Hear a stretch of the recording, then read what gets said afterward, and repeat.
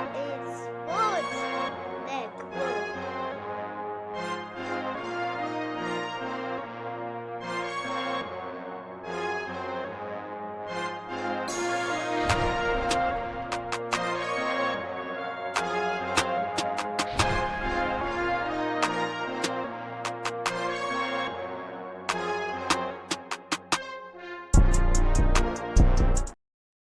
How you doing? Come on in. Welcome to the Come On In Sports Network. I'm your host, Dawes Jackson, and today, baby, we got some very special guests in the building, baby. It's gonna be a great day today, baby. Sports and celebs collide, baby, as we're gonna take you on a trip, baby, around the world of pop culture, entertainment, and the world of sports. Like I said, this is the Come On In Sports Network, home to real fan sports, uneducated sports talk, Atlanta Falcons fandemic, Eagles talk with TJ, the hit song, baby, with Jay Hits, and the Keeping It Real Who That Sports podcast. And nobody circles the wagon like those Buffalo Bills. Come On In Bills, which is hosted by Lawrence and Jeremy. We thank each and every single one of you for being here. Now, like I said, we got some special guests in the building, baby, coming on in to enjoy the day with us. Listen, they took time out their busy schedule to come on in and sit down with us. So without further ado, family, from the Forum Celebrity Podcast, featuring Mr. James Patrick and Miss Florence Camilla. Without further ado, let's welcome them to the show. Florence, James, how you doing? Come on. Great, how are you? Hello. Peace to all the great people out there listening to the show. Yeah, thank you for having us. Thank you all for being here again. We appreciate you for being here.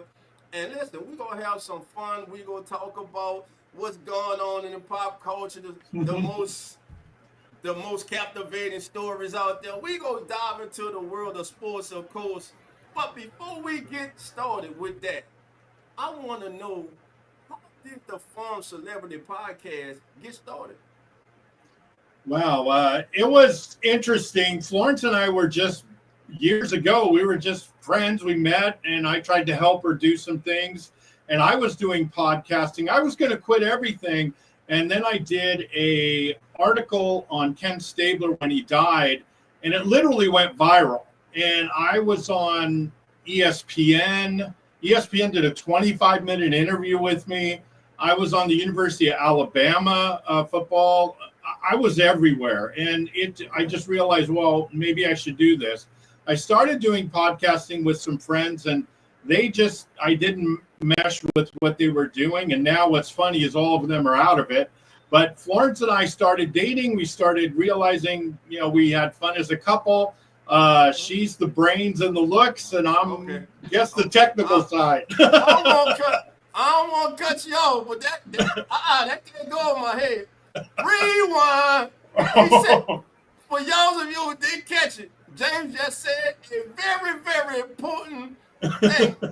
He said when Florence and I started what, James? Dating. Oh my God. Yeah. So the co-host is actually the main host in real life. She runs the show, so I just kind of show up. I got you. That's got you. So Florence, from your side, how was it starting the podcast with your significant other? Yeah, actually, it's kind of crazy because I was in education for many years. I was working at a elementary school and then a preschool. I was working with special needs kids. And after so many years, I was so burnt out. And I had always had this thing in my heart. I always wanted to do radio. I always wanted to do interviews. I always wanted to do other things. And I just decided one morning I was just going to give it a chance, give it a try. I was going to try to see if I can maybe even get a job at a radio station on the weekends. And it's so funny because I have thought about it for so long, and long story short, I did reach out to somebody, and surprisingly, they got back to me and they said, "Oh, are you just looking for something on the weekends?" And I said, "Yes." I said, "I don't have any experience, but it's something I've always dreamed about doing." And, it happened that way. I got the job with Cumulus Media, and I started doing live radio events, and I started working at a couple of radio stations locally in Connecticut. And I met James online because he was doing stuff with ESPN. He was doing radio. I was doing radio. And he was in the medical field. I was in the education field. We just had so much in common. We were both leaving, sort of trying to leave our careers and get into the broadcasting thing. And long story short, I did have a website where I would do interviews, because working at radio stations, you do meet some celebrities, you know, working in that field. And I would interview people, put them on the website. And James was like, why don't we bring that to life? And the forum was sort of came from that. Okay. And what does, when you people hear the forum, what is it? What is it exactly that the Celeb Forum is? What we did, we started doing podcasting, and we just started making friends with some of the celebrities. I used to work. I've been in a couple movies as an extra in the 80s when I lived in Napa, California, and I grew up there, and they did a lot of TV shows from there. So we actually did the sound for Apocalypse Now, so the famous movie. So when we were kids, it was just fun growing up in that atmosphere. So when we decided, let's really celebrate, you know, interviewing celebrities. So they just came on, and it took off, and we've done famous actors. We just did a press junket for Billy Baldwin, and then who was it? Jennifer Aniston contacted us. Her reps contacted us and asked us if we'd market. So we also do online marketing for small podcast writers and for big people. We did it for Taylor Swift, Dolly Parton. I mean, the NFL. It's just been a magical ride, and it's exciting. Yeah, keep name dropping, James. You're making me feel good. Well, we did just interview Emmett Smith. That was huge. We just interviewed. I saw that. I'm gonna ask you about that. I'm gonna ask you right now. I know. I kind of know the answer to this. Is Emmitt Smith in your top 5? Yeah, I don't know. I have to really look at it. I asked him, and he said he was. Of course. But he had Jim Brown as the number 1, and then Walter Payton number 2. I put out a short on it, and I think he was 4 or 5, so it's hard with different eras, because this is the problem with a lot of these top lists. You have people in their 30s and 40s, and they really aren't into history. So that I just watched the 100 best movies, greatest movies, horror movies of all time, and they picked 3 before 2000. So a lot of young people think God created the world at 2000, and nothing before that matters. So I think for Emmett, he was very nice. He's very cordial. He wants to come on again. So we're going to have him before the season starts. And we're humbled because we're just regular people. We're not, we're not stars or celebrities. And for them to come on our show and ask us for help all the time, it's just kind of, it's taken off, and we're so happy. And you got to know, when you do a podcast, you got to name drop at the start until you get the stuff going on. So you got to keep the people. He's definitely in my top 5 of all-time favorite interviews we've ever done, because he could not have been nicer, more respectful. He was just such a good, down-to-earth person, and that's what really stuck with me about him. Well, I know all my Cowboy fan family members. They love that. They love hearing that. He's a good people. He is a good guy. Wonderful. I mean, that's all I've heard is great things about him as a person. Mm-hmm. All right, guys, let's get to the first topic of the day. Like I said, family, we are live here. Today's special guest is the Foreign Celebrity Podcast. Miss Florence Camilla and Mr. James Patrick are in the house. They have graced us with their presence today. We're gonna have fun today. We're gonna talk a little about each and every single thing that's going on. And if there's any question that you would like to ask us, please put it in the chat, and we'll try our best to answer your question. Absolutely. Now, first topic up. How has the global success of Beyonce, Britney Spears, and Taylor Swift shaped and redefine the pop culture world in your estimate? Well, I think the fact that they're women and that they've conquered the music industry the way they have, I think is amazing. Obviously, I mean, who doesn't love Beyonce? She's done it all, pop, R&B, now country. I mean, that's amazing. And obviously Britney Spears starting as a child, Mickey Mouse Club. I mean, she's done it all. I do feel a bit sorry for her situation. Yeah. Hello, John Butler. Sorry to Hello. interrupt. Hi, John Butler. We love John Butler love from John. the Saints. He's great. Yeah, that's my guy. Wonderful. You guys got to follow him. Please him. follow. And he's That got is great my stuff. guy. Yes. We're Yeah. big fans of John's. But yeah, I think Britney's been through a lot, but she has left her mark. Nobody can argue that. She is talented. Yes. And of course, Taylor Swift. Is there anybody bigger now? And of course, her relationship with Travis Kelce has just put her on a map in a whole different way. And I'm going to be honest. She introduced me to the Chiefs because I was always from New England. I was always a Patriots fan, Tom Brady, Gronk, all that. And I really started paying attention to the Chiefs because of that. Not gonna lie. True. No, she didn't. She didn't change her allegiance because of Taylor. Please tell me she didn't do it. She didn't do it. Be honest. Oh, Florida, don't do it. Come back. You gotta come back. Don't do it. Don't do it. Oh man, that's great. Oh, James, your estimate. I think music has changed so much. I did an article on this, and for the first time in history, classic music is outselling new music. And I think it's because there's just so much lip syncing. There's so much stuff. Diddy isn't helping things, obviously.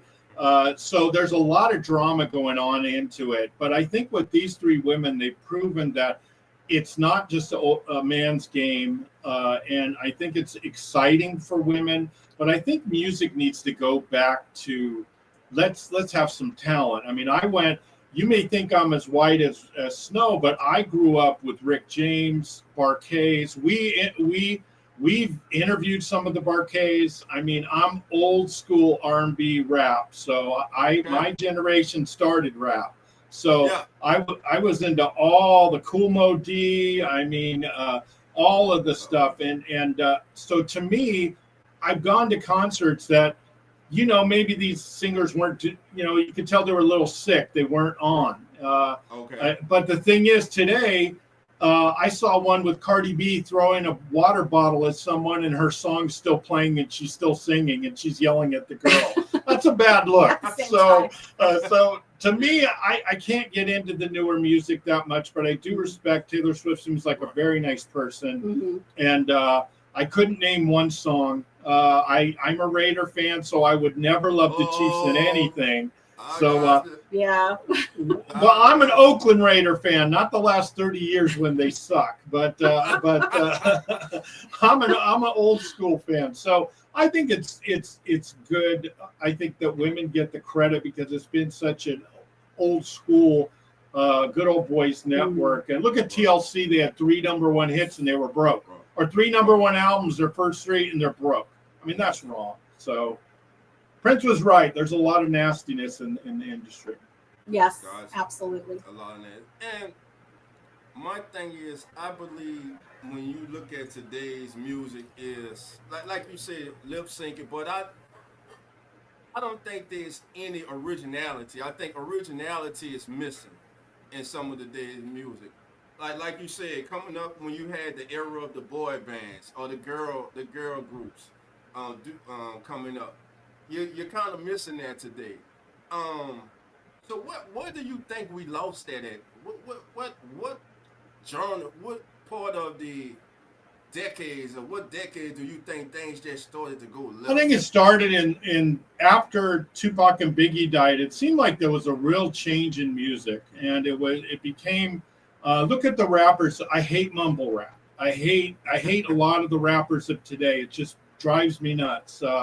How soft and bad it is, and there's some that are good and I like them, but it's just hard for me to like when I listen to Tupac and Biggie and all these guys, and you're like, gosh, I seen the greatest, and it's hard to top. So it used to be about talent. yeah, it used to be about talent. If you could sing like a Mariah Carey or a Whitney Houston or someone like that, instead of just some Ashley Simpson, I think it was, on Saturday Night Live. Yes. Here's a person selling millions of albums and doesn't even sing. So I mean, I think we have to go back to talent, singing without auto-tune, like a Jennifer Lopez or something like that. And I think we got to go back to letting the talent. That's why so many of the great, what's the lady that's always sad? Starts with an A. Adele. Adele's an amazing talent. Great vocalist. Very depressing, but she's amazing talent. And that's what I think we have to go back to. Just pure talent. And also they don't do their own instruments. Many don't. Taylor Swift does. But many of these people don't even do instruments. Yeah, that's what's missing. Like a Rick James could do 20 instruments, and Prince could do 20. That's what's missing. Talent. Yeah. And you got to be super hot. Let's be real. Got to be skinny. if you're super hot and you don't even have to have talent. I mean, there's influencers that are making millions of dollars, and they have no talent, but they're real pretty. Adam says 21 Savage. I got you. We hear you, Adam. We hear you, baby. Got a Savage fan in the building. Yeah. Oh, all right. Now let's talk about, you mentioned it earlier. Personally, I have not followed 1 minute of it, but it's the talk of everyone now.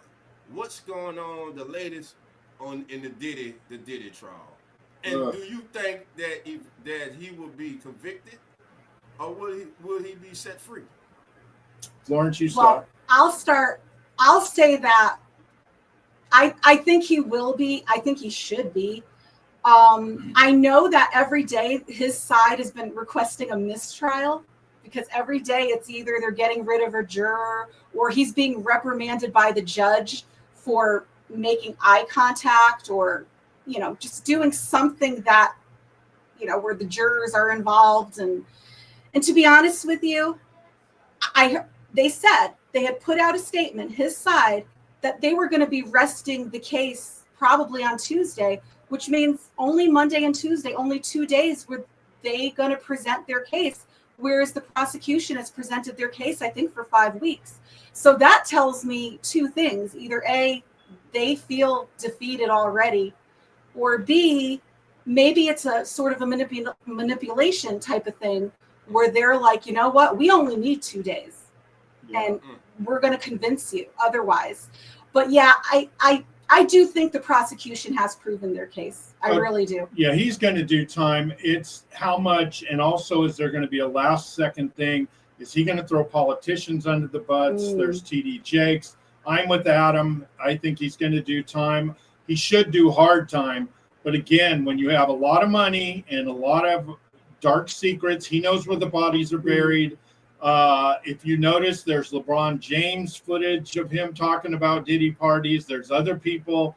It's amazing. And you figure a lot of the rappers and R&B people, they had to go through Diddy to make it. So, and if you go through Diddy, you got to go through all this nonsense. So it's sick what he's done to people. Also, no one's talking about it except for us. The Fat Joe thing, I guess, the more mainstream world doesn't really know Fat Joe, but I'm a huge fan of his. He's now getting, he's been sued for $20 million on a RICO case, doing the same thing Diddy did, except he did it in several countries. So he's not doing it in another state; he's doing it in other countries. And allegedly. Allegedly. Say allegedly, yeah. But it's gonna. So this is going to be a huge story. Fat Joe's story is going to get bigger and bigger. The Diddy thing, is he going to just keep his mouth shut? Jay-Z was also in Fat Joe's lawsuit and Rock Nation, but they weren't considered in a sexual way on other business dealings. So tax problems, things like that. So it's going to be interesting what happens to the music industry with all of this, because boy, the rap and R&B, you see, it's awful quiet. No one's talking. And it's because of all this dirt. Diddy really messed up. And unless he gets a politician, a bigwig, to protect him, because Gene Deal, who was the bodyguard of Biggie Small, he said the guy that protected Diddy was Diageo, the corporation. Once he screwed them and sued them, all protection was off. And then after that, he got arrested and raided. So you don't bite the hand that feeds you, especially if it's a corporation. Billion-dollar corporation. Is that a coincidence that he gets into it with them and then all of a sudden these allegations and everything comes up? I don't think that a lot of underground people said that was the reason. I've been listening to Keefe, to Deal, to all these people for 20 years. They've been saying this stuff. For 20 years, they've been saying how they killed Tupac. For 20 years. I mean, this in the African American community, the hardcore rap community, this is common knowledge. They were even saying where they were sitting and who shot. And I mean, and the FBI now, 20, 30 years later, is making arrests. I mean, this whole thing stinks. Something's wrong with the government, with the cops. Gene Deal said that Puff was an informant. He said he even knew where they were, the offices. They would go to the FBI and drop them off, and he'd go in and talk to the guy and then come back out late at night. So I can't, and you know, all these people aren't embellishing. All these people aren't lying. They don't get anything out of it. So I'm telling you, this is as dirty as it gets. TD Jakes. I mean, when you're going to all these functions, I'm sorry, they're not going there to have ice cream. You know, there's a lot of stuff going around. It's just sad that so many people knew what was happening to these women, and nobody, apparently this has been decades. It's not like it's recent. Right, and that's what's so sad. Look at Bill Cosby. Everyone laughed after he got arrested saying, oh, we knew that for decades, but no one wanted to mess with them because they didn't want their career messed up. So there's a lot of dirty secrets in Hollywood and with the ultra rich and famous, but that we'll never know. But it's dirty. And they're controlled with blackmail. We have you on video. We have this, we have that. Yep. So of course they're afraid. And if I remember not watching the trial, but listening to the trial, because there's no cameras, one of the women was saying, you know, if I would have just left, because everyone says, why didn't you leave? He blackballed people. I mean, look at Wendy Williams.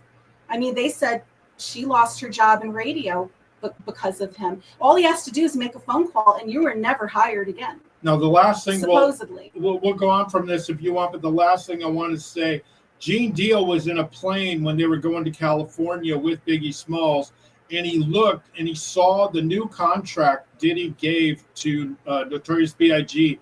It was for $250,000 a year. $250,000 a year. Here he's got the biggest albums. He's making millions of dollars for Puff and Bad Boy, and he's given and Gene Deal laughed at him. He goes, "Are you going to sign this?" And he said, "No, I'm going to do." He goes, "I'm taking you. I'm taking all my boys." And I said, "Well, I'm going to make my own record label." And Tupac was going to make his own record label. And it's funny when those guys leave, they're gone. That's it. That's crazy. A lot of scary stuff. Right. And it's funny, last night my wife, my brother-in-law, and my sister-in-law, we were actually talking about this topic, about Bill Cosby and what's going on now with Diddy. And the thing that I can't fathom is, okay, Bill Cosby, Diddy, you got them. Even go back to R. Kelly, you got him. But my thing is, all of those who have come out and saying, well, this was going on for so many years, this was going on, and that, why aren't they being arrested too? Why aren't they behind bars? Yes. Because they are just as guilty as the perpetrators are, because you stood by and you watched this happen. So two things. Aren't they? Yeah, yes. Two things why they aren't is, one, they know too much, and two, they use these people as plea deals to get the information. Yeah. You look at John Gotti when he got arrested. What did they do? Sam the Bull Gravano had killed, I think, 24 people. They let him off for narking on Gotti. So he went in the witness protection program for a while. So here's a guy that said, I murdered him. and they have him on tape. And he, confessed. you know, it's what you know. And if you have information and you know where the bodies are buried, you can protect yourself. And that's what's happening. A lot of the people in the Diddy trial are doing the same thing. I don't want. Look at Vince McMahon, John Laurinaitis, his right hand man who was sexually assaulting that girl, the person that he did, and they were passing her around. He now turned evidence against McMahon, so now he's not going to get prosecuted for all this nasty stuff he did. He's going to now be a witness against McMahon. So McMahon is next. So Jim yeah, McMahon. McMahon and possibly Jay-Z. Wow. Jay-Z Yeah. and Vince McMahon are next. Possibly Jay-Z, but Vince McMahon probably 90% sure it'd be Vince McMahon next. Vince McMahon's got some serious issues, and the problem is here's a guy that wouldn't pay his wrestlers health insurance because it's too expensive, but he paid off women $20 million for all the sexual harassment, all the nonsense he did, hush money. So that's all you need to hear about with Vince McMahon. Sorry, wrestling fans, I know you love Vince McMahon, but good guy kind of good guy. He kind of ruined the territory for wrestling, but he made WWE huge. But behind the scenes, ugh.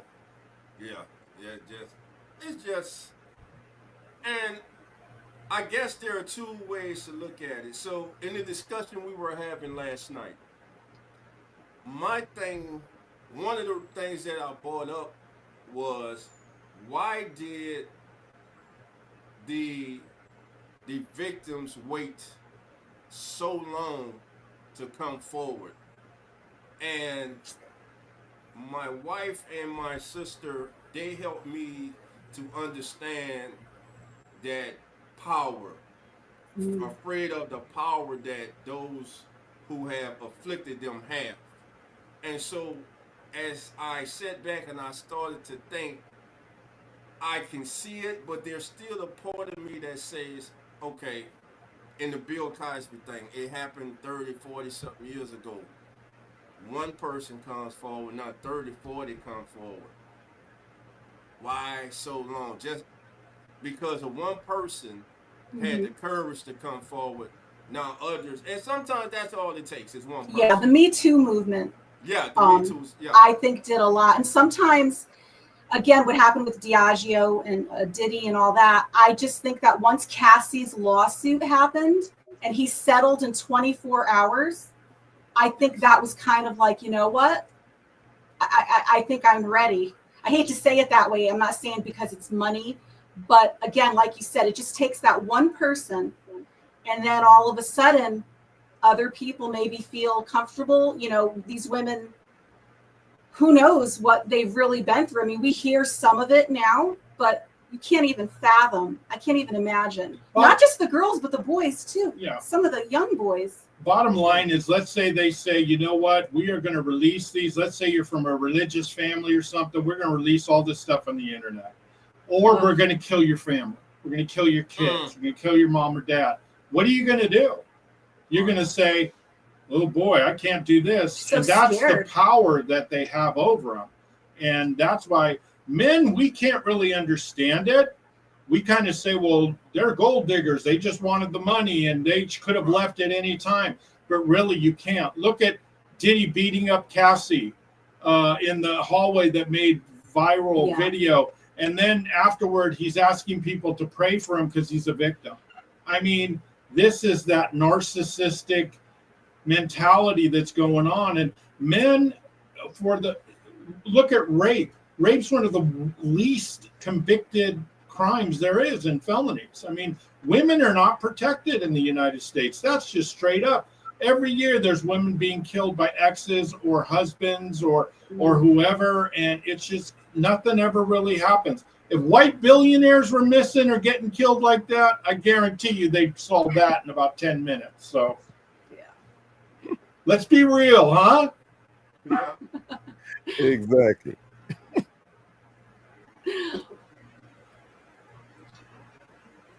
You muted. We got to guess. I see you got to guess. Yeah, I'm trying to. Yeah, well, actually, his family, he's a member of the Come On In Sports Yep, Network. I know. Atlanta Falcons pandemic. co-host. He's here, the one and only Cowboy. Cowboy, hey, come on in, man. What's going on, family? Hello. Oh, it's Hi. great to meet Miss you. Florence, Nice how to we meet you. doing today? Good. Nice to meet you. I do apologize for my lateness, my tardiness, but I could Oh, no not wait to problem. get on here with you guys today. I am so delighted to be here. You're fashionably late. Yeah, it's okay. It's okay. Hey, well, I'm from California, so we're late for everything. So don't worry Oh about my goodness. Well, at least you have an excuse. You got the time zone changes, so at least you have the excuse. it. Yeah. Yeah. So, Cowboy, shoot. Any questions for James and Florence? Oh my goodness, I tell you, you guys have already started spilling the tea here. I was just listening coming in here. Well, if we're missing Monday, you guys call the cops or something. Come after us. I don't know. With the way the thing's going now, you guys might have content on them too as well. So they might not show up. Gotta keep it real. There you go, baby. There you go. And of course, Oh, my everything's alleged. Allegedly. It's allegedly. Because no one, Everything's allegedly. we don't wanna weren't get there. sued. We don't Nobody wanna get was sued. there. We weren't there. Allegedly. So we always Exactly. have to say that. Yeah. That's all. That's my excuse when I have to deal with my wife. She asked me something. I'm like, I was allegedly it happened. I plead the fifth. You're smarter than me. I'm gonna start using that one. Because what I'm doing ain't working sometimes. But after 30 years of marriage, you tend to pick up a few tricks here and there. Oh wow. Some work, some don't. Yes, Yeah. Yes, sir. But yeah, my Now, goodness. Let's dive into the sports world. Tonight, two of the most famous words in all the sports. Game 7. NBA Finals. Oklahoma City Thunder, Indiana Pacers. Coming into this series, everybody said OKC is going to sweep them. I'll give a gentleman sweep. And we are sitting here today, hours away from Game 7. James, Florence, who walks away with their franchise's first NBA title? I picked OKC at the start because they were the number one defensive efficiency in the NBA. And I think the only thing that will be their downfall is Halliburton if he plays out of his mind, which at times he does. And also if they choke a little bit, because I believe ESPN said they're one of the youngest teams in decades. So that's the only thing. They're youthful. They have swallowed the olive a couple times in a couple games and choked a little bit. So I think those are the only two things. I think they're two good teams. They're not great teams, but they're good teams. But OKC needs to just calm down, play defense, play their game, get their defensive rebounding, and go from there. And Indiana needs to hope that Halliburton just plays lights out. But I'm picking OKC. Same. Okay. Same. Okay. Same. Don't do it. Cowboy, you agree? You going OKC too? I look. the thing about Indiana, you talking about two young teams, right? Now the way this, I'm gonna say the betting scene, the money scene behind the scene. They have to lengthen this series out so that they have to make their money back on these big contracts that these players are making. So I'm going to go Indiana on that. I mean, I'm sorry, I got to play devil's advocate. The energy is there for OKC, but I'm going to play devil's advocate because these young guys, I mean, they are running the floor. We haven't seen running like this in a long time. So when it comes to drawing that attention back to the NBA, you got to strengthen lengthen that series out. Let these young guys run the floor. They have the energy for it. All the dunking and the defense is kind of slowly getting back in there. Now there's a whole bunch of jacking up threes and uncontested layups. But at the same time, guys, it's basketball. It's the NBA. They're slowly trying to get the attention back to the NBA. So they're going to lengthen this thing out, and I think they're going to pull this thing out, guys. You make a great point. Not to interrupt you, is that after Game 4, this was the least watched series in 30 years. Wow! So the NBA needed something. So hopefully they get some good views. The NHL also, they're 2 million fans down for their finals. So I don't know what happened. And I know there's so much on television, but hopefully a lot of people watch it tonight and it gets some good ratings. Right. NBA, to me, NBA wise, it's just old heads. Yeah. It's just that simple. LeBron not in there, I don't want to watch. Right. Steph Yeah. not in there, I don't want to watch. KD not in there, I don't want to watch. Yeah. That time is up, man. They about to go out the door. This is the new generation, and these kids are extremely talented. FGA could have played in any decade. Yeah. Any decade. That's how talented this kid is. When you look at OKC has been built the same way as the Golden State Warriors.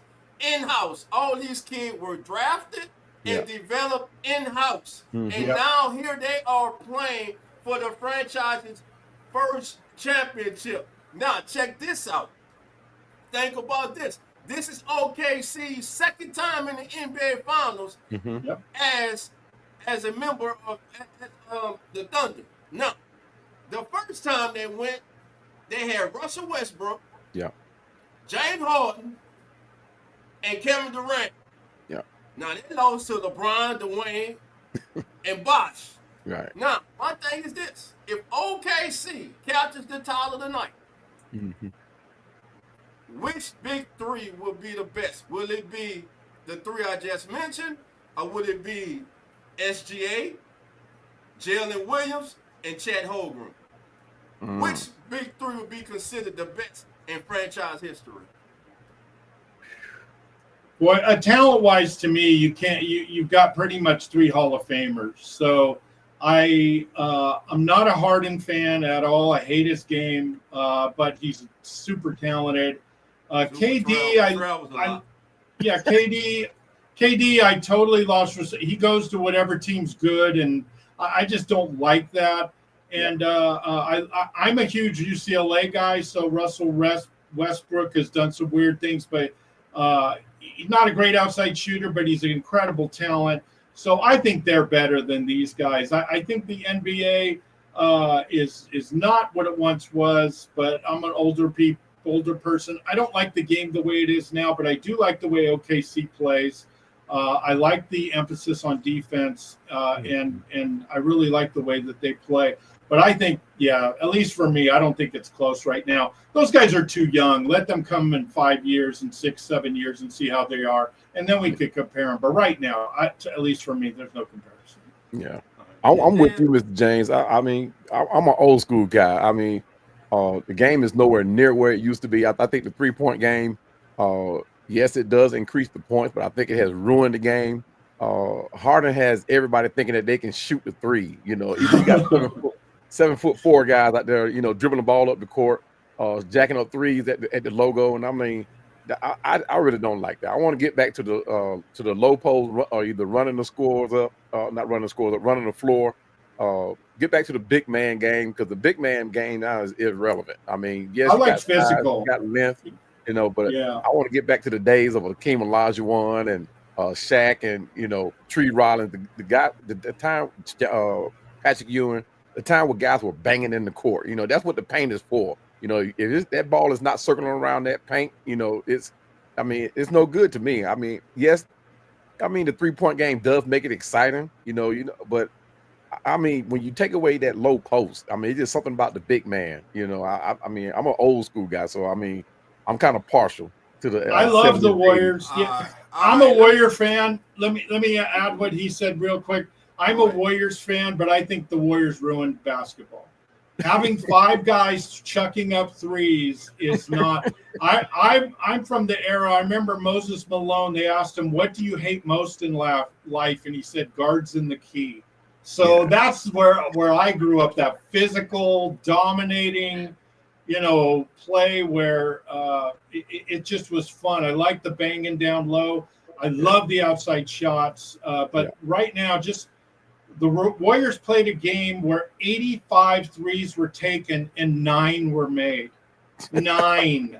God. It looked like 5th graders playing out there. That's crazy. When it's going, it's great. But when it's not, well, exactly. Let me play devil's advocate for you. Come on. Old head haters. First of all, the three-pointer has not ruined basketball. What it has done has made big men more skillful. used to be, as you said, the Patrick Ewings, the Keem Olajuwons, just banging the paint all day long. That got boring. All right, so now you get the big guys who can step out, who can hit a three. Now what's missing is the big guy who can do both. If you can play in the post and shoot the three, kind of in Denver like the Joker does. There you go. You see, that's why he's a walking. I like him because he can go in. He can play this back to the basket. He can shoot the three. He can handle the ball. So when I look at it like that, that's the game has improved. The all-around skill level to me now is better than it was, say, definitely in the 70s, 80s, and mid-90s. Yeah. Now, I do agree with you. You got some big men who just love to shoot nothing but threes, and it gets on my nerves. In this finals, Miles Turner has upset me many times because when they switch and he has SGA on him, my thing is, man, you throw that ball, and that goes with the teammate. You got to have a high basketball IQ. If they're switching SGA on to Miles Turner, you go your behind on that block. We go feed you in that post. We go force them to collapse on you. You kick it out, and we swing it to an open shooter. Basketball ain't that hard. Right. It's really not. Now, everybody's talking OKC. I'm going to give some love to the Indiana Pacers. For the last 3 years, they have been the top 3 or top 5 in pace. For those of you who don't understand, that means they like to race up and down the court, baby. There you go. That's where they are at their best. Now, when you get in the half court, to me, this is where Carlisle has to make a decision. If they're unable to run, I think T.J. McConnell needs to be the point guard on the floor. T.J.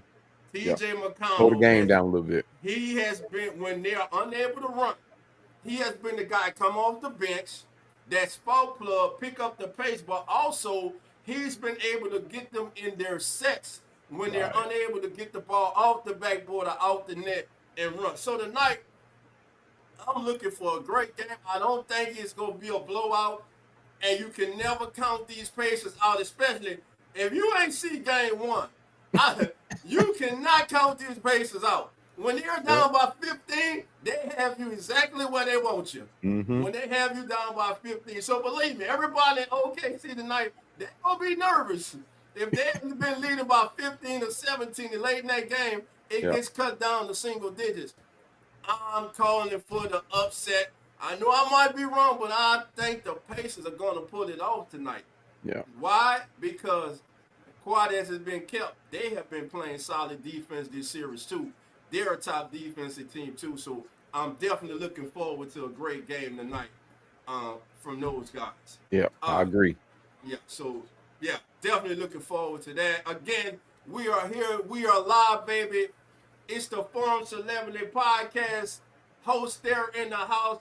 Miss Florence is in the house. And Mr. James, baby, they have come on in, baby, to sit down with the family. And we're discussing everything. If you're late, you done missed a lot, baby. We done talked about Taylor. We done talked about Dilly. Fat Joe is up next. We even threw Vince McMahon in there, baby. Vince is next up, baby, and it ain't for a good reason. Allegedly. Let me say allegedly. Yep, we don't want to go to jail. No suits. No lawsuits. Allegedly. No lawsuits. Allegedly. And now we're talking about the NBA Finals, Game 7 tonight, which, by the way, will be streaming here live on the Come On In Sports Network. Game 7, so tune in, baby. We got you covered tonight. Now, let's move on to the NFL. Oh, you know what I want to talk about. Now James Florence, I don't know if y'all know. He's family and I love him. But it took a lot out of me just to look at their names each and every. It's killing me right now. Atlanta Falcons fan, it's killing me. But that's my brother. I love him.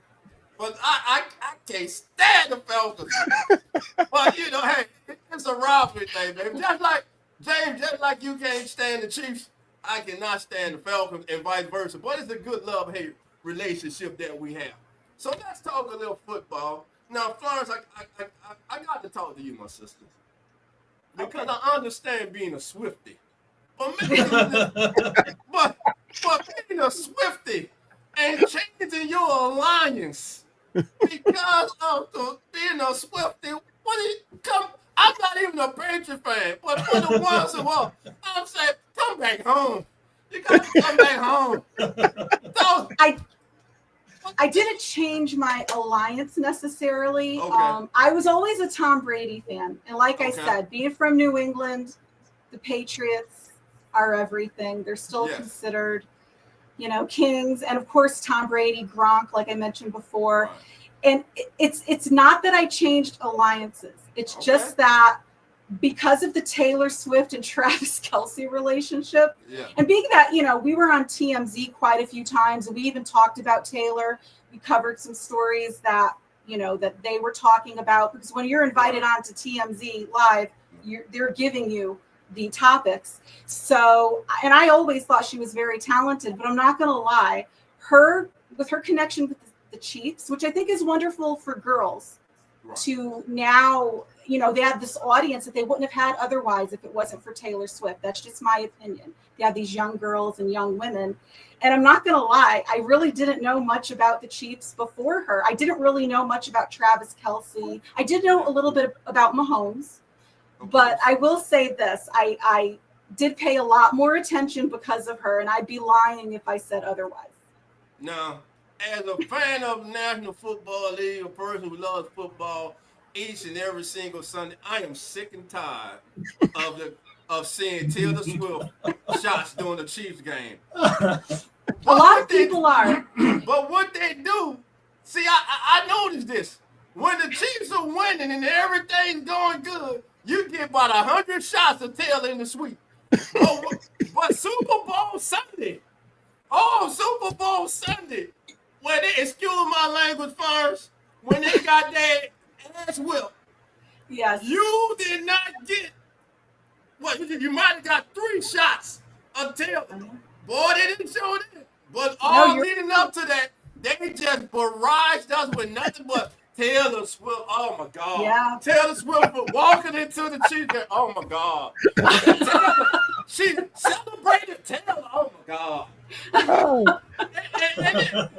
listen, if you didn't hate the Chiefs, it'll make you hate the Chiefs. I like Travis Kelce. But last year I had to kill myself because I started not liking him. And it's not Travis, it's not Kelce's fault. It's not Taylor's fault. Right.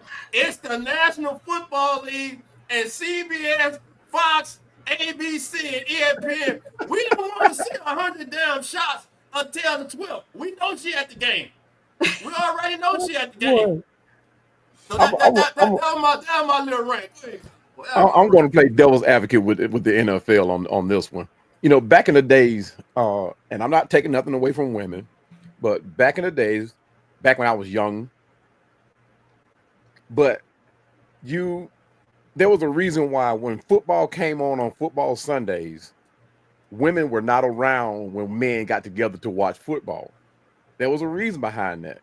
Because women like to socialize. Men wanted to, they wanted to watch the game, they wanted to high five. But now the time has changed and women have become more evident in sports.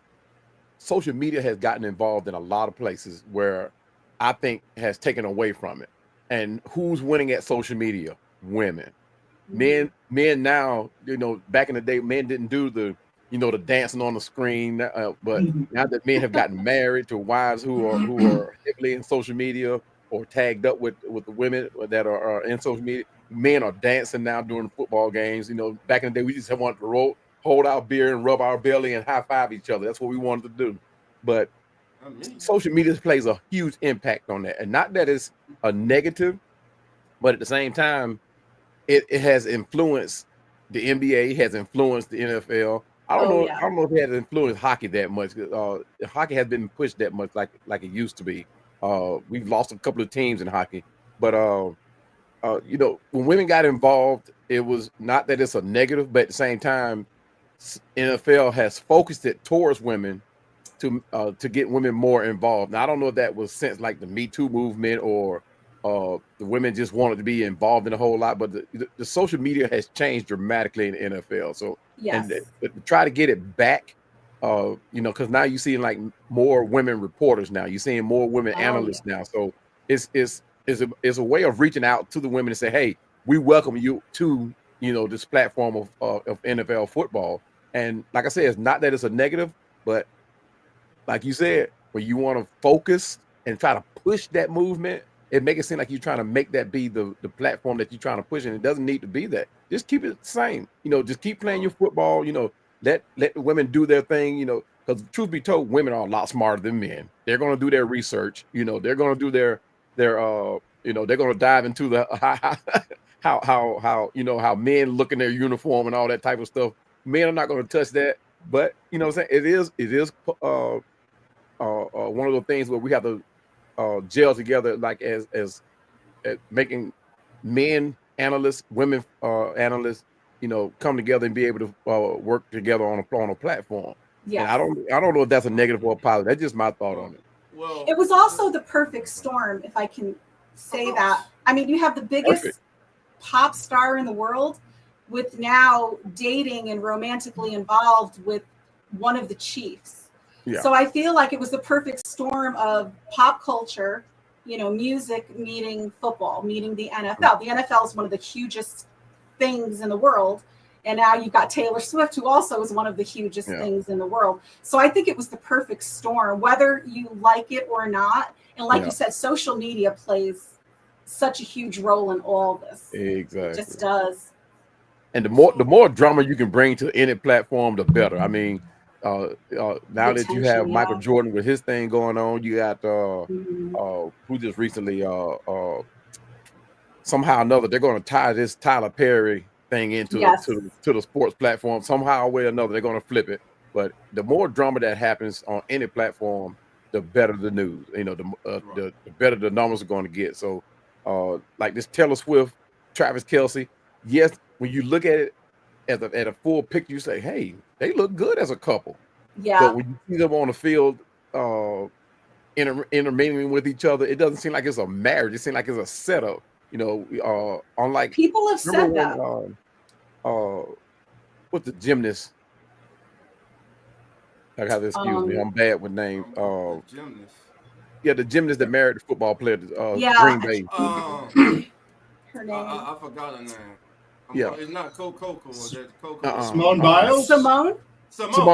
You know how when she went to meet her mate on the field, you saw the genuineness in that. You saw how when they hugged, they kissed, that type of thing. You didn't see a whole lot of that with Travis. It was kind of like, okay, do I lean in this far much? Do I look at you this kind of way? It's like they were trying to flip the marriage. Yeah, it's like pretty much, like it was orchestrated. You didn't see the genuineness. They're like two influencers. I don't know. There's a lot of people that felt that Travis went after her, and this because he wanted to be world famous. And you guys, I don't want to interrupt. The Cameron asked a question: who do I think will win the NHL championship next year? It's too early to tell, but how do you go against Florida? I mean, I'm a Boston Bruin fan, and we're rebuilding. But boy, what a dominant performance those guys! Because Edmonton's a good team. Boy, they are, and there's rumors they're going to improve with some of their signings. So I'm going with Florida until they lose. Yeah. So here's a question for you, Jack. I just didn't want to blow off Cameron. Yeah, he asked a great question, and it actually leads to the question that I'm going to ask you. Atlanta has approved for their NHL team to come back. So is it 3 times a charm, or is it reaching? To draw back a crowd that we've lost in Atlanta. I think it's reaching. I don't think Atlanta should get a team. If you look at Atlanta sports, the Braves, the Flames, even the Hawks for a while, they have trouble. I'm telling you, to me, Georgia is college football. Yeah. And it's hard to get a pro thing go. It's like the Carolinas. Mm-hmm. You could sell out a South Carolina Clemson game in a snowstorm in the Pacific Ocean, but try to get a Carolina sellout. So to me, I think Georgia has proven in the past that they don't draw well in pro sports consistently. They'll have their moments. I don't think they should get a team. I don't want to sound harsh, but I don't think they should get a team because, again, I think they're college football, pure college football, and so I don't think they should. They might because of the money, but like I said, I don't. Yeah. I think too that it has a lot to do with the ownership as well. I know like when the Falcons were established, we had the Rankin Smith brothers who weren't very good owners at all. And of course the game was different back then, but they weren't good owners as far as the business side of it. The same thing with the Hawks. When Ted Turner was here, the same thing with the Braves. When Ted Turner left the game, the attention went elsewhere. It seemed like they were more concerned about money as opposed to getting the right people in here to actually draw the public in, to keep an audience going. But yeah, I mean, I agree with you because even when they made the decision to bring back NHL to Atlanta, they moved it to Forsyth County, which I'm wondering, like, people are more apt to drive to the city to see a game as opposed to driving to the outskirts. I know, like I said, I'm with you. I think they're reaching. I wish them the best. I hope they come back because when Calgary Flames, when they were here, you saw people walking around from all ethnicity to wearing the Calgary Flames jerseys. So it actually became a fashion statement. But I mean, I wish them the best with that. I mean, we could use it. If it works, it works. If not, I don't think we'll ever try it again. Hey, you're talking to someone who all his teams moved. I'm an Oakland fan. So, but if you look at Los Angeles, that's another overrated city for football. They don't draw unless you're winning. People forget the last time the Raiders won the Super Bowl, they had a crowd once for $36,000 in the LA Coliseum. And when they moved back to Oakland, the New York Times wrote a front page article saying a match made, I believe in hell it was called, about LA and the Raiders. LA were not the Raiders. Al Davis screwed up their organization by the first move, and they were never the same. So it's. I think that Atlanta, again, if it's college football, you could do anything there. Those people it's religion. But pro sports, No, I'm gonna touch on something that Cowboy was saying when you were talking about the female influence in sports. Mm-hmm. I'm gonna kind of have to disagree just a little bit. I see where you're going. I think that it has the female involvement in sports, her popularity as far as being an analyst and knowing the game is at the highest I think that it has ever been. I mean, we have pioneers that I can think of like Aaron Andrews, Hannah Stone, Laura Oakland. We interviewed. Laura Oakley. Who else? Amy Pam Trask. Oliver, Amy Trask, Pam Oliver, Lindsay Rose, Pam Ward, just to name a few. And I think now when you look at what the NFL is doing now with flag football, flag football has exploded. Now they're in high school. Flag football is now a game that young ladies can play.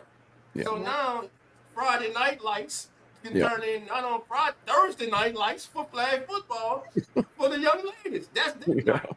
And then Friday night lights, of course, for the boys. But I think the game of football has grown. Now you have women who are in high management positions in the NFL, on coaching staffs, on the sideline, as lead sideline reporters. These were positions that were briefly all men. But it changed. I could go way back to CBS, CBS Sports, the NFL Today. And look, I love the NFL Today. Shout out to great Brent Musburger. You are now looking live. No, who can forget that? You know what I'm saying? That's how my son used to start. You are now looking live. Hey, that was Brent thing, man. But Irv Cross, Phyllis George, Phyllis George, yes. Yeah. I can remember that, man. And where he has come from there to now, I think it's just great. And women now, when you go, you got households split. The husband's a fan of this team, the wife's a fan of that team. It's beautiful, and there are women who are so knowledgeable about football. They know the X's and the O's. They actually know how to watch football other than watching it as a fan. Man, See, hold on, Dolph. Let me cut you off, Dolph. Let me I'm stop being you. serious. I'm sorry. I'm sorry. I Talk to can't me. Talk to listen. me, brother. If you are a football fan, okay, I mean, I get it. You marry somebody who's from New York, you marry somebody who's from Florida, and you're in Georgia. But in my house, there's no such thing as a house divided. You either a Falcon fan or you hit the bricks. I mean, no, I guess I'm in a neighborhood, right? And I see all these flags up and down the block. They got these half flags where That's right. some and I don't understand how this happened. I'm gonna take a picture of it. I'm gonna send it to you. Right. This family has a half Falcon flag and a half Saints flag. No. Well, we know who the better Absolutely flag not. is. Congratulations to the wife for having the Saints flag. in Oakland, we have half Giants, half A's hats, and I hate those. Can't But do it. Can't you know what do the it. NFL did? The NFL looked at college football, and what do you see in the crowd in college football? Girls wearing jerseys, girls with little stickers on their eyes. The girls that they realize, why don't we market clothes? Why don't we get clothes? Why don't we market to young women? And now it's cute to see a woman in a jersey. It's cute to see them with eye black going to games and all that stuff. Now it's become very fashionable, very cool for them. This is where the UK has missed the boat. I went to a soccer game at Wembley years ago. I'm a Tottenham Hotspur fan. I know they've had issues, but Tottenham Hotspur, you go to the games, 90% are men. You can't find a woman in the crowd. They don't market to women. They market to men. It's all men. It's amazing. You'll see 5,000 men and 10 women. I've never seen anything like it. And that's where they're missing the boat, because in the NFL, they realize, look at college football. 40% of the crowd's women. You know, they love football. So let's market to them. Let's make it a big deal. And I think that's where Taylor Swift kind of brought some more people out of it. And like Al Davis said, you know what color I worry about? Green. Money. Yeah. That's the color that I worry about. Merch. So if you're making money in merch, you're making money in tickets, that's the only color. I don't care about black and white. I care about green. So that's if I'm running the NFL, that's what I do. I love split households. Me, I love that. Now I'm not. Now that's no knock against women by no means. I'll just highlighting the fact how it was different. But I mean, even in the off season, when there's no NFL, you know who I'm watching? XFL, because they're exciting. I mean, the women. I said XFL. Wait a minute, that is the women's league, isn't it? No. USFL. The USFL. Yeah, the women's league, the women's football. Yeah, football league. I mean, I'm watching that. I mean, you talking about hitting? There's more hitting in those games than there are in NFL games. I mean, I mean, you could tell that they actually have a passion for the sport. I mean, because they're on there, they're talking trash. You know, they're high fiving each other. I mean, the hitting though. That's what I mean. You talk about. Look at the WNBA. Aren't they getting into it physically? Yes. And I'm glad you hit on that too, Ms. Florence. The WNBA.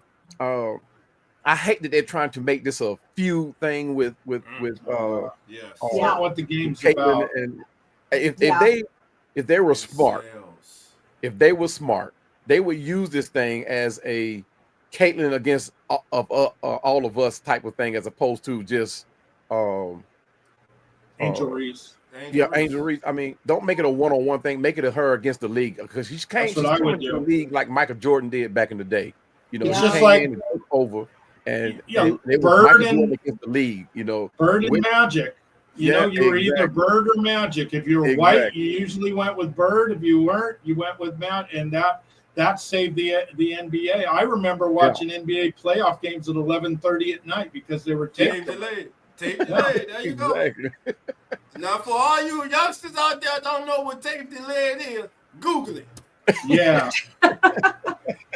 We had to be smart. We didn't have any Google, but we had to stay up past bedtime to sneak and watch the NBA. Well, the snow's going on outside, walking out there in the snow uphill.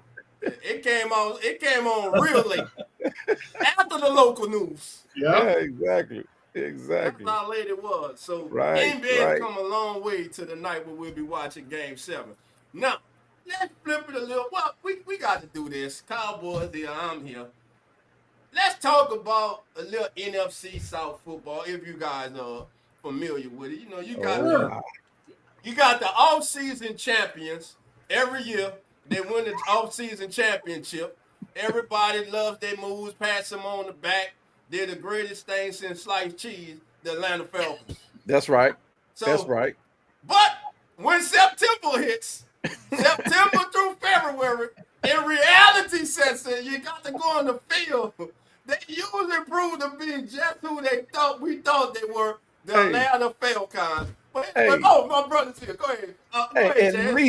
At least we have a reason. You guys just fall apart for just no reason at all. I mean, come on, man. Man, all I gotta say, 28-3. Come on, man. Every you time can't y'all even put a finger on it. 28-3. 28-3. That's all I got to say. I can't. You know what?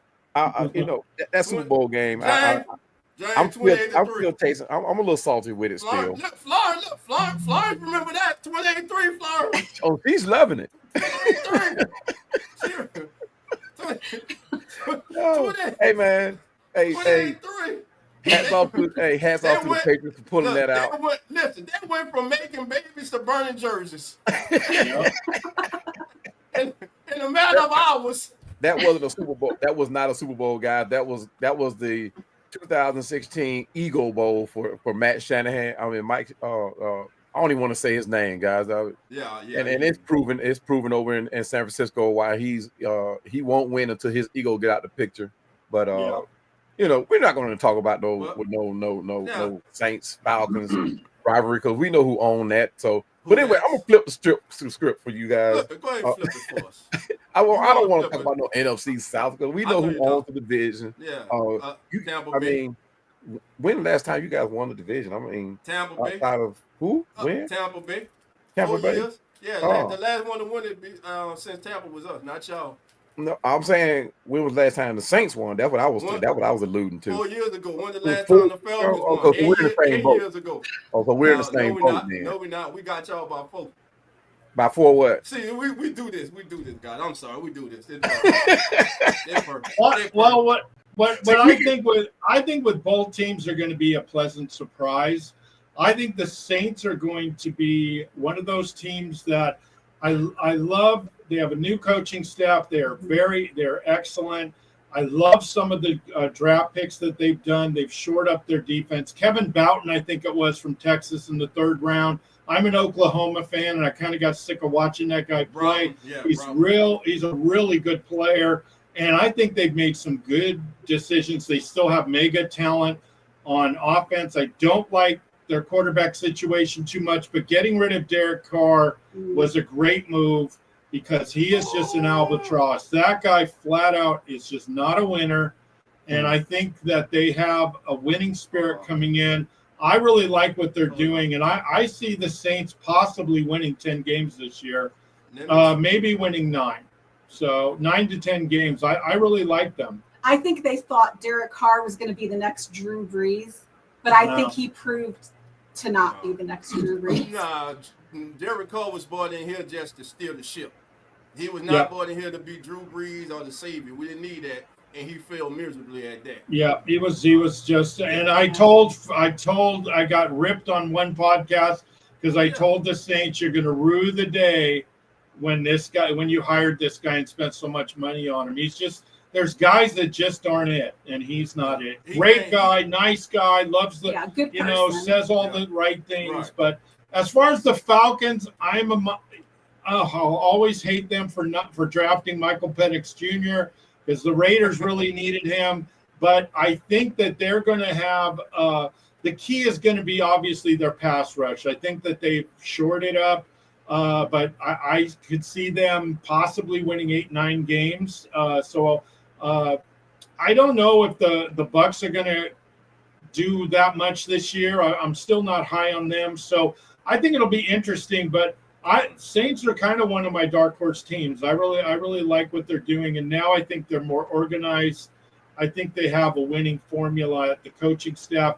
I think next year is the year they're really going to do in 26, but they may make some rumblings this year. But and I like the Falcons. The Falcons have some nice players, but I don't think they're going to win the division. But I think they're going to have. I think they're predicted for 7.5 wins, but I see them winning 8 or 9 games. Now, all joking aside, I can't stand them. You're a Saints fan, yeah. Yeah, I can't stand them, but I would have it no other way. They got talent. Now, they got talent there. There's no question about it. They have a lot of talent over there. I just can't stand their talent. Really, the fan base is like Cowboy. That's my brother. I love my brother Cowboy. But the thing, the NFC South, man, I think the whole division as a whole is going to surprise some people this year. I think Tampa Bay is a good football team. I think they're underrated team. I think they're very talented. I'm kind of scratching my head about the first round selection of the wide receiver out of Ohio State. And then you go back and you bring Godwin back. That's kind of, got me shaking my head on that. But top to bottom, they have, first of all, they have the best quarterback in the division, hands down. There is no arguing that. They have the best quarterback in the division, hands down. They have probably the best offensive line and one of the best backfields in the NFC. So Tampa Bay is a formidable team, and listen, you got to knock them off the horse. They're the team to beat. Everyone's chasing them. Now, is it impossible? No. They won it with a 10-7 record. If they win it with a 10-7 record, that means the other 3 teams suck. And as the Saints fan, we suck. Right now, going into this season, right now, we the 4th best team in the NFC South until we get on the field and prove different. And that's just the way it is. Now, we're going to switch it from football, and I want to get top 10 horror films of all time. Now, this is just not for us. You need everybody in the chat. Top 10 horror films of all time. I'm going to go around to everybody. I'm going to start ladies first. We're going to start with Florence. Florence, your number 10 horror film of all time. I'm not a big horror film fan, but I remember growing up the movie Carrie. Mm-hmm. You guys remember Carrie? Great movie. That movie, that was to me one of the scariest movies ever. And I will say that's the one that probably stayed with me the most. Okay, James. Bob Wilkins did a show in the Bay Area called Creature Features when I was a kid, and it was so popular it actually outdrew Saturday Night Live during their glory years. So it was just, he would literally say, this movie's going to suck, don't watch it, don't view in tonight, and he would get triple the ratings. But he was the first person to ever put Night of the Living Dead, the 1968 version, the original, on television. And it was, when I saw it as a little kid in the 70s, late 70s, I mean, I was scared. I never saw anything like that. And it was an amazing film, still a horror classic. To me, that's the scariest film. Cowboy. I tell you, it was so many that came along, when I was young. Movies like It kind of brought back memories. But when you got Here's Johnny, The Shining coming through. It took mine. And I have to put The Exorcist on the same scale with that one. Yes. That's like number 2 or 1 for me. Yeah, that was going to be mine too. Yeah, exactly. When you put those two together, good gracious. I think it had a lot to do till we were young. It might not scare us a little, like it did now. But back in the day, man, I'll tell you, when you were in school, just coming out of elementary school, and you see those movies, you're not watching the whole thing. So they said that was a true story. I ain't watching that. When her damn head spin all the way around, I was like, listen. Yeah. As a child, that was. I flew out my bedroom, into the bedroom, jumped in the bed with my granny under the covers trembling. Right. Yeah. Listen, you've been watching that movie, man. Listen. Then she spit. Oh no, that was. Oh my goodness. From the time it came on, listen, they had everything right. The actors were great. Right. The music was great. Right. The scene settings was great. And man, Exactly. she played the hell out of that part, man. But listen, it was a true story. Yeah. And Yeah. that's what scared me. Like, that was true. Right. I That don't know if I would have wanted to act in that movie knowing that it was true. I'm yeah. sure they had a couple moments when they were filming that movie in their personal lives when a lot of Yeah. things were happening, Right. unexplained. Flickering Right. lights, Yeah. doors Yeah. shutting. Mm-hmm. Yeah. But I'm gone. A door Yeah. shut, That's a the light flick, I'm out. That's the kind of movie that made you check under your bed or open your closets before Exactly. you went to sleep because you were always worried something was going to happen when you were alone in your bedroom because you're a child. Right. Yeah, that be doing the whole time. And you did it during broad daylight too. Yeah. So Yeah. Broad daylight, scared to go in the house and shit by yourself. Got a oh, you didn't hammer or want to be in something the in house your by hand. yourself. Oh no, you closed down. No. You Man. waited till mom got home from work or something. I mean, you sat on the front porch. All Mom right. told me, why you not in the house? Yeah. I just want to sit outside, but Yeah. you scared to death because you don't watch Yeah. that movie. Yeah. And Exactly. I said, Cowboy told he stole mine to shine, and that was them fellas from do this steal thing. But That's right. We're gonna steal the division back too. Since he stole mine to shine, another one I'm gonna go with. Now, it was man. Listen, I love these. Since this movie came out, I have not liked camping. I'm not down with going stay at no lake. Oh, I know what it is. Especially if the name of that first lake name is Crystal. I haven't dated anyone named Crystal because of this movie. Crystal Lake, Friday the 13th. I'm a big fan, baby. Yeah. Listen, boy, he is a legend, baby.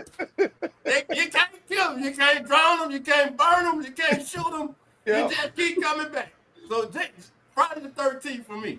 Yeah. That's on my Hey, list. truth be told, they're gonna come out with a movie about Lake Lanier because Lake Lanier now it's been snatching bodies left and right. I don't understand why people are still swimming in that lake. I wouldn't go there anymore. I couldn't do it.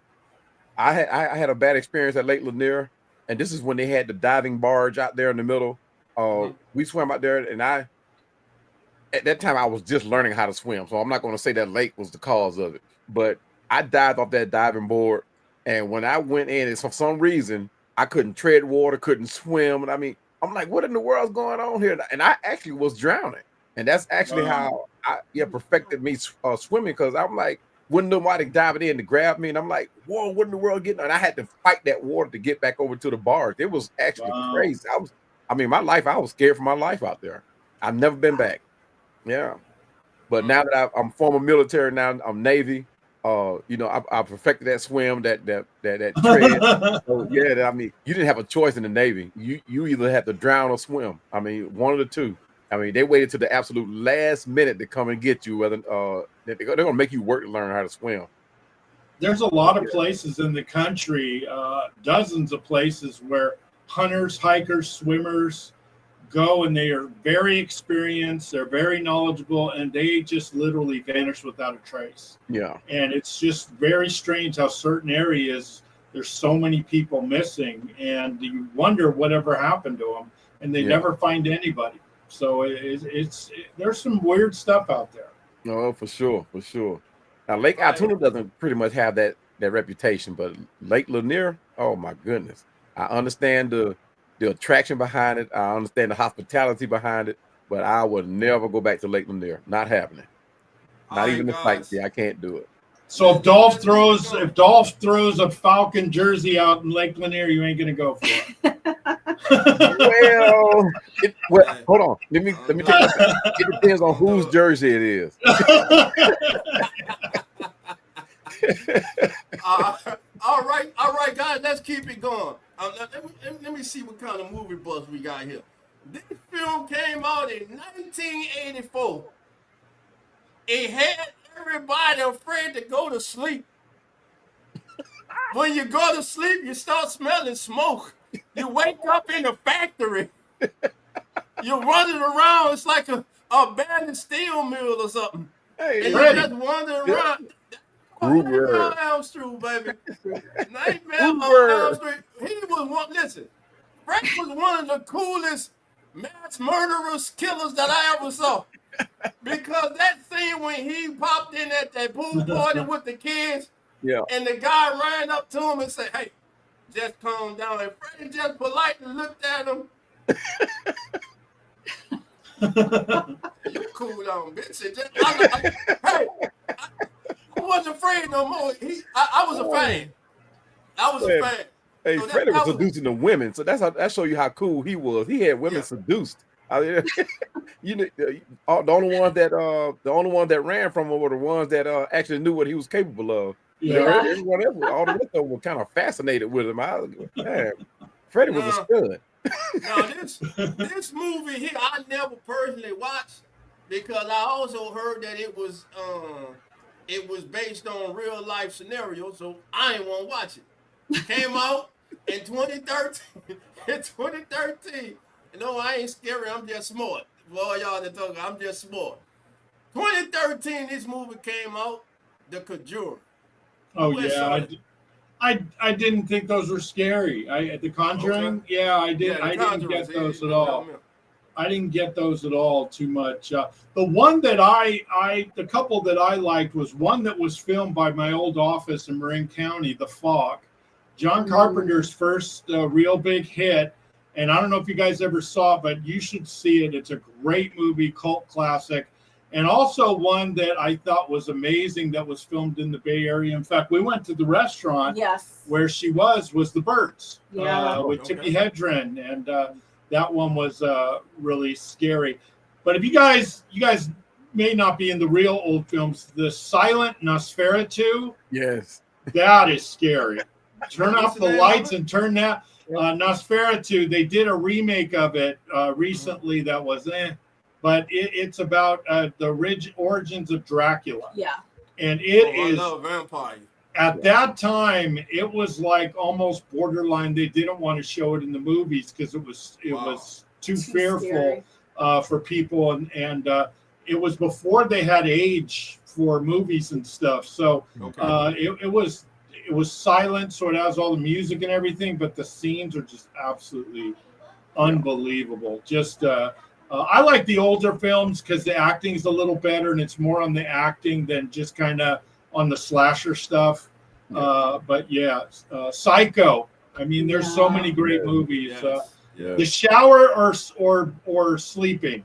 Those are the two things everyone does. So what about Poltergeist? I remember growing up. That movie. That's one of the top fives. I think that's one of the top five. Poltergeist. Great one. One of my top five. Y'all might not like it, but I love every single last one of them. Don't say Scream. Hello, Sydney. Don't say Scream, man. I don't care. I love each and I love Sydney. I love Sydney, man. How did I know you were going there? Because Sydney a fighter, baby. Sydney gonna stop with you, baby. I love me some Sydney, man. I love that. I watched them. Yeah, they were kind of funny. I watched one Scream, and then I kind of lost it after that. But it was okay. Yeah. What about I Know What You Did Last Summer? I know you did that. That was a great one. That was not necessarily scary. It was kind of more like a drama to me. It's not necessarily more scary than drama. Yeah. But I like Scream too. Scream was a lot more funnier than scary to me. I mean, I laughed through it. My wife, she kind of was on the edge of her seat with it, but I actually laughed through it. Yeah. How could we not bring up Halloween? Yeah, that was a great one. Great one. Saving Michael, man. I was saving Michael.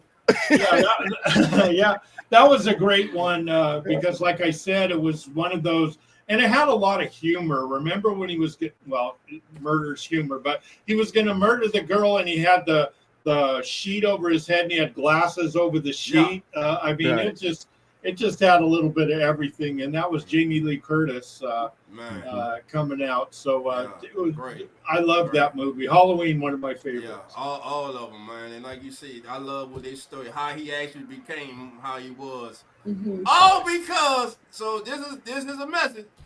If your sibling wants you to take them trick or treating, you damn well better take them. He got upset that she wouldn't take him trick or treat. I'm just saying. All right. Still Bill says Poltergeist. All right, Still Bill. We hit on that. Great movie. Also, it was a great movie. All right. Now let's go to some of the top mob films of all time. I'm gonna start at the top. To me, simply put, The Godfather, baby. The Godfather to me is numero uno. There are a lot of close second. What would you guys say? Goodfellas. I loved Goodfellas. I mean, The Godfather to me, number one. My parents are from Italy, born and raised. So we grew up with all The Godfather, 1, 2, even 3. But yeah, I thought Goodfellas was an amazing movie. All the acting was the perfect. actors in there was just amazing. Yeah, I still love that movie. Yeah, I could watch it right now. Me too. I never get tired of it. Yeah, I guess you could say there are those songs and movies that just define generations because of how well they are made. Yeah. And man, you got to love all the actors in there, man. Everyone was spot on in Goodfellas and Godfather, man. They just did an excellent job with that. So James and then Cowboy, let's see who's on next on the list. I'm a huge James Cagney fan and White Heat, top of the world, Ma. I love James Cagney. The shows back then, in fact, we did a podcast on this. Some of the shows were so violent at that time for gangsters, they wouldn't let them be played in movie theaters until later years. So, but White Heat was an amazing thing. They actually had to put a disclaimer at the end. Don't do this stuff. This is what happens to bad people, blah, blah, blah. But what a vicious, killer, sadistic, just no soul. And James Cagney was such a nice man, but for him to play things like that, just absolutely incredible. And I don't know if you guys said Goodfellas, but Oh yeah. I love Goodfellas. Yeah. But Donnie Brasco was, really loved Donnie Brasco. That was a great movie. Or Bronx Tale. Bronx Tale. Bronx Tale was good. Yeah. There's so many. What about America? Hold on, man. I'm sorry, Uncle L. I'm sorry, baby. Scarface, baby. Oh, Scarface. Yes. I'm sorry, baby. Can't deny that one. Yeah. Say hello to my little friend, baby. The movies of all movies. That's right, man. Listen. Scarface that was a cult fixture in my neighborhood, baby. We love Scarface, man. Yeah. That's actually when you talk about my movie next and my must-have movies, I can get rid of all the movies I have. We got about 15 to 1,700 DVDs in here sitting on the wall, and if I can get rid of all of them, but anything along Scarface, Hoodlum, Casino, Godfather, Casino was good Menace too. Society, Boys, and all those stay on the shelf. I mean, my wife hates it, but she's more one of these. What do you call those feel good? She's nice. She's a sweet person. She likes those love stories. She's not evil like us. So she's nice. Made some TV movies. Yes. Now this one is not a movie, but I loved The Sopranos. And again, being raised in an Italian family, another one. My brothers, we loved The Sopranos. I thought, again, James Gandolfini, the acting. We actually interviewed Steven Sharipa, who played Bobby Bacala, and he was one of the nicest. Again, one of the best interviews. Mm-hmm. And I still watch The Sopranos. If I see it in rerun or a clip on Instagram or something, I still think, the acting was amazing. Right. And Sopranos, how long they run? 8-10 years, if I'm not mistaken? Yeah, I don't think they ran more than like 7-8 years on HBO. Yeah, it was a great show, man. Yep. Steel Bill said Pulp Fiction. That was nice. That was a nice one too. I like Samuel L. Jackson. That was a great movie too. And now this is a recent movie. And I'm going to ask. I don't know if you guys have seen it yet, but it's a recent movie. Tyler Perry's recently, and I'm only asking because it has drawn a lot of slack. It's got, a lot of attention, but I've seen a lot of negative reviews about it. I myself enjoyed it. It was different for Tyler Perry, but like I said, it has drawn a lot of 50-50 type negative, positive reviews for it. But the movie's strong. But like I said, I never saw that. Oh, you guys never saw it? It's on Netflix. Yeah, it's on Netflix. I mean, I just saw it. Me and the wife just watched it. yeah. When you consider the path that Tyler Perry has taken, and my wife and I, we're going to actually do a movie review on it. But it's I'm not gonna spill the beans on it because I know it's a lot of people that are watching. Yeah, because we're gonna watch it. So don't. Don't I'm gonna spoil it for them. But when you consider the path that Tyler Perry has went, when he was strictly comedy, that type of thing, the feel good, make you laugh type of movies, to where Straw has hit is different.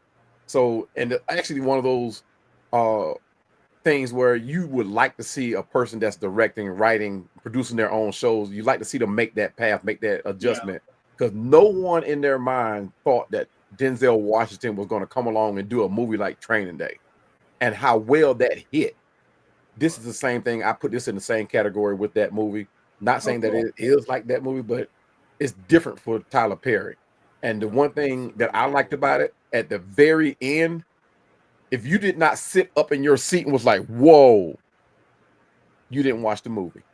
Yep. It was different. It is a great movie. Well, we'll check it out. Yeah, we have to. Yeah, you guys Very check nice. that out. And another recent one was The Irishman, which was really good. Exactly. Yeah. Now, if you're looking at Hoffa, Jimmy Hoffa, who was just a fascinating character, was the movie Hoffa. That was the best Jimmy Hoffa anyone. Jack Nicholson. He was just spot on, and Hoffa was a real interesting guy because he realized the corporations were overtaking him, and they were going to destroy him. So he got the mob's help, and that turned the corner, and they became the most powerful union in history. And my dad worked for the Teamsters at that time. Yeah, and the raise he got because he was making nothing. And it's funny how if you're a white collar corporation or if you're a politician, if you do dirty, no one really sees it. But if you're trying to do something for a union, you're trying to do something, you're dirty. You're no good. But if they do the same thing, they're okay. It's just white collar stuff. So Hoffa's a fascinating character, really, really interesting. But that was a good gangster movie too. So was The Irishman. I really liked it. Yeah. Well, now, if you're a movie buff, if you're a movie buff and you did not enjoy when Warriors came out, if you did not enjoy that movie, you did not.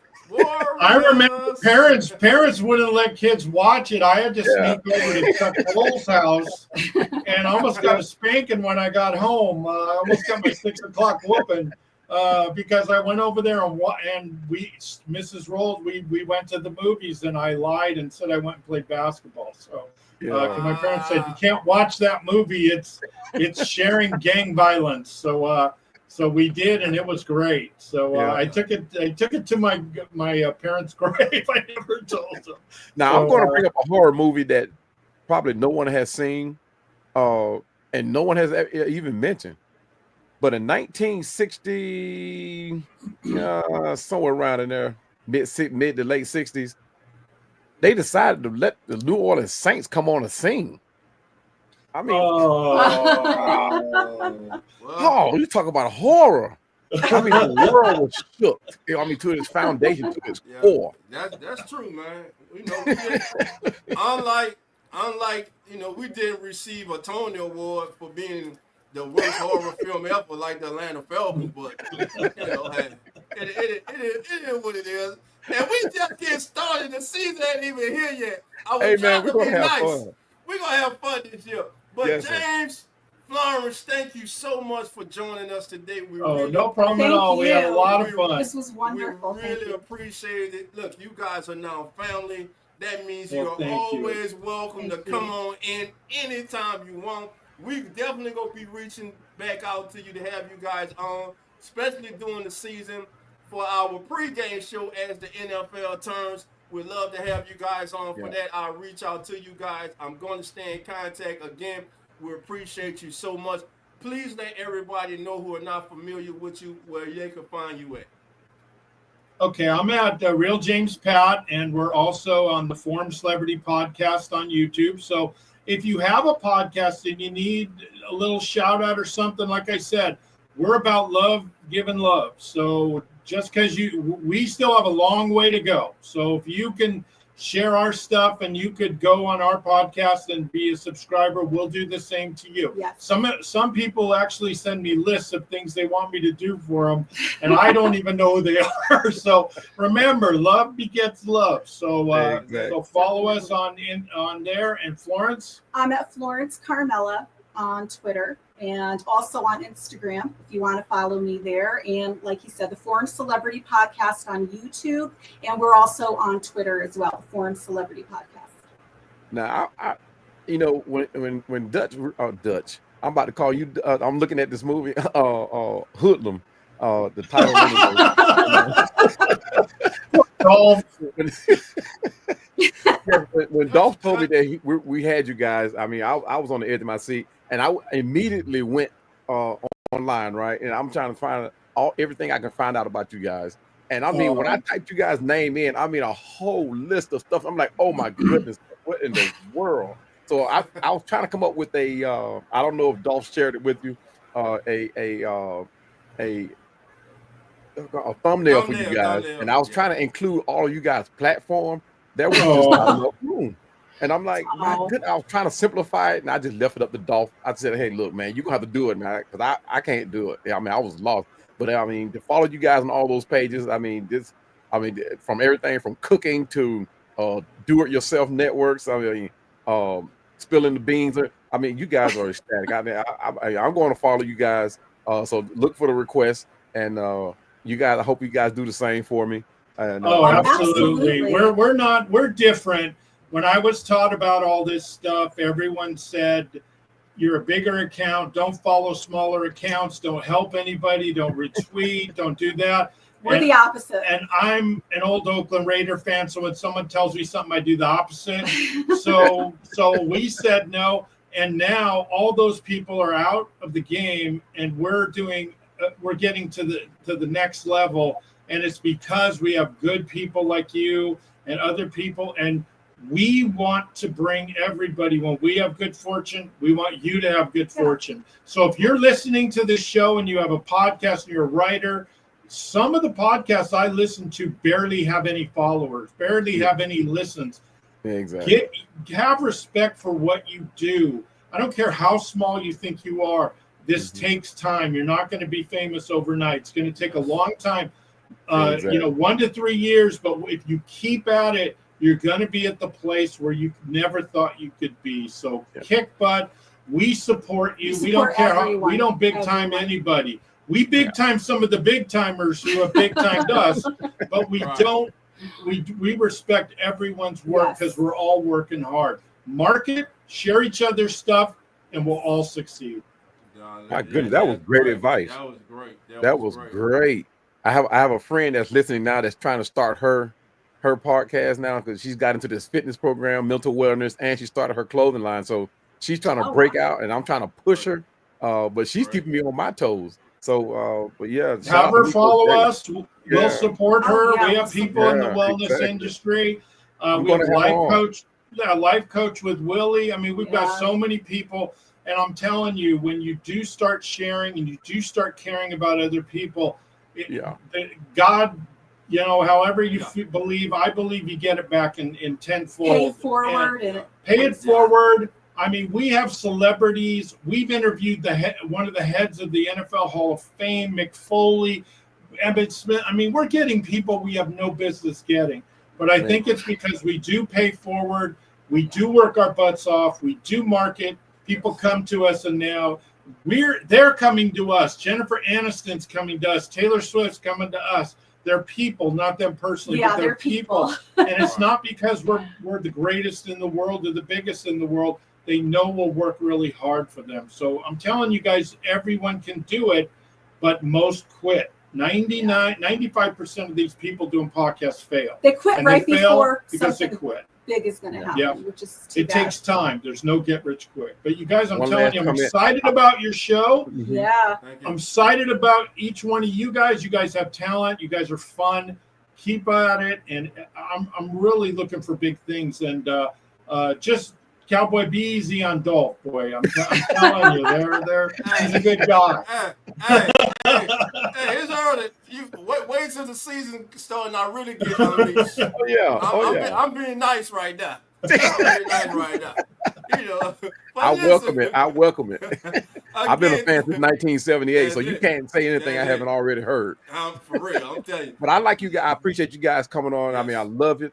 And when I watch your other shows on other platforms, the one thing that I took away from them were you were real. You know, you were somebody that I can say, hey, I can invite you over for the barbecue. You know what I mean? Yes. So, you know, some people find themselves into a glitch and get so high, you know, they can't find themselves collaborating with other people. But the one thing I found with you guys was that you were real. I knew that this was going to be a great show. So like Dolph said, I mean, we'll be glad to have you back on, and I can't wait till the next time we're able to do it. We love it. Florence is an absolute superstar, and she does so much good work. And I'm telling you, she's the key to all this stuff. And she's magic out there. So you guys follow us both. And I'm telling you, you guys, we're seeing a lot of accounts that were just struggling. Everyone brags about how great they are. They're living this fake lifestyle. No, we're going to be good. You guys are going to be good. We're going to make it real. And we don't brag. We just do our thing, stay in our lane. It's a lot of work. But a lot of success.